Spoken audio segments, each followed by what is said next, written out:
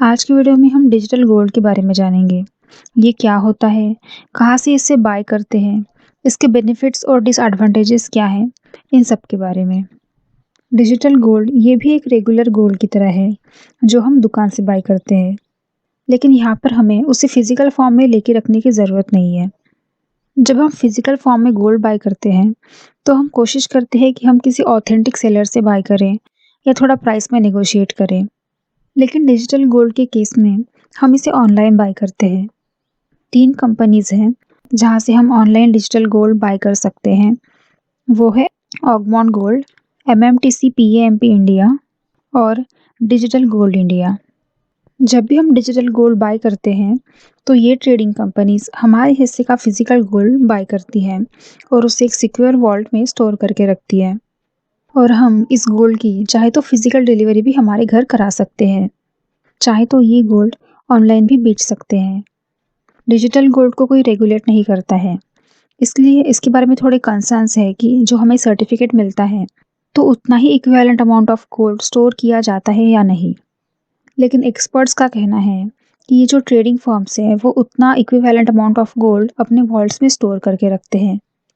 Digital gold आजकल थोड़ा popular हो रहा है, क्योंकि इसे हम अपने फ़ोन से ही बाय कर सकते हैं और कुछ ऑनलाइन प्लेटफॉर्म्स कैशबैक रिवॉर्ड्स भी ऑफ़र करते हैं। कोविड-19 की वजह से जब लोग घर से बाहर नहीं जा पा रहे थे, तो लोगों को ऑनलाइन गोल्ड बाय करना थोड़ा कन्वीनियंट लगा। गोल्ड ये इंडिया का सबसे ट्रस्टेड इन्वेस्टमेंट है और काफ़ी सालों से चलते आ रहा है। पिछले कुछ सालों में गोल्ड की वैल्यू भी बहुत इंक्रीज़ हुई है। 3 सालों में इसकी प्राइस 50% से भी ऊपर गई है। इसलिए ये स्टोर एंड कंपाउंड के लिए एक अच्छा ऑप्शन है। गोल्ड को फिजिकल फॉर्म में हमारे पास रखना, इसके कुछ नुकसान भी है, जैसे कि गुम जाना या कहीं पे चोरी हो जाना। लेकिन डिजिटल गोल्ड का ऐसा कोई नुकसान नहीं है, क्योंकि इसे हमें फिजिकल फॉर्म में बाय नहीं करना पड़ रहा है। अब चलिए इसके कुछ एडवांटेजेस और डिसएडवांटेजेस की बात करते हैं। लोग हमेशा थोड़े कॉशियस होते हैं जब भी गोल्ड बाय करते हैं कि ये उतना प्योर फॉर्म में होगा या नहीं।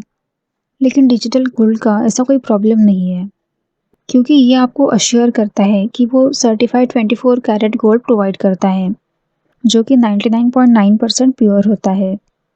और अगर आप ज़्यादा अमाउंट में गोल्ड बाय करते हो, तो उसे स्टोर करने का भी रिस्क होता है कि कहाँ स्टोर करें। लेकिन अगर आप डिजिटल गोल्ड ऑनलाइन बाय करते हो, तो यहाँ पे आपको स्टोर करने का कोई हैसल नहीं होता है। आपका गोल्ड सेफली सिक्योर वॉल्ट्स में स्टोर किया जाता है और ट्रांजैक्शंस की ट्रांसपेरेंसी मेंटेन की जाती है। पहले 5 साल तक आपको इसे स्टोर करने के लिए पे करने की भी ज़रूरत नहीं होती और यहाँ पर आपको किसी मिनिमम इन्वेस्टमेंट अमाउंट की भी ज़रूरत नहीं पड़ती। आप यहाँ पर ₹1 से भी स्टार्ट कर सकते हो और 2 लाख तक भी इन्वेस्ट कर सकते हो एक दिन में। और अगर आप अपने गोल्ड की फ़िज़िकल डिलीवरी चाहते हो, तो ये भी आपको मिल जाती है, बार के फॉर्म में या कॉइन के फॉर्म में। जो डिजिटल गोल्ड की प्राइस होती है, वो इंटरनेशनल मार्केट से लिंक होती है।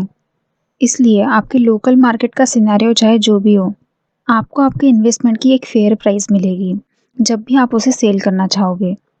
दोस्तों, इसके कुछ डिसएडवांटेजेस की बात करते हैं। पहला है कि आपको 3% का जीएसटी एप्लीकेबल होता है। भले ही आप डिजिटल गोल्ड बाय कर रहे हो, लेकिन आपके हिस्से का फिजिकल गोल्ड वो स्टोर किया जाता है, तो उसकी वजह से आपको जीएसटी पे करना होता है। यहाँ पे स्प्रेड कॉस्ट ज़्यादा होती है, यानी कि हैंडलिंग चार्जेस, ट्रांजैक्शन चार्जेस और स्टोरेज चार्जेस, जो आपको गोल्ड बाय करते वक्त पे करने होते हैं 2 to 3% के। लेकिन ये चार्जेस सिर्फ बाय करते वक्त एप्लीकेबल होते हैं, सेल करते वक्त नहीं। कुछ कंपनीज अपने इन्वेस्टर्स को एग्रीमेंट भी साइन करने के लिए बोलते हैं, कुछ सर्टेन टाइम पीरियड के लिए। और इस टाइम पीरियड के बाद इन्वेस्टर को कम से कम एक बार अपना गोल्ड सेल करना होता है, या तो उसे फिजिकल गोल्ड में कन्वर्ट करना होता है। और अगर वो ऐसा ना करें, तो कंपनी उसका अकाउंट डीएक्टिवेट कर सकती है। लेकिन दोस्तों, आप इंडिया में कोई भी इन्वेस्टमेंट करें, उसका आपको टैक्स पे करना ही होता है। ब्रोकरेज चार्जेस, सर्विस टैक्स, ये थोड़े एक्स्ट्रा चार्जेस लगते हैं। लेकिन अगर कोई इन्वेस्टमेंट अच्छी हो, तो उसके रिटर्न्स भी अच्छे आते हैं।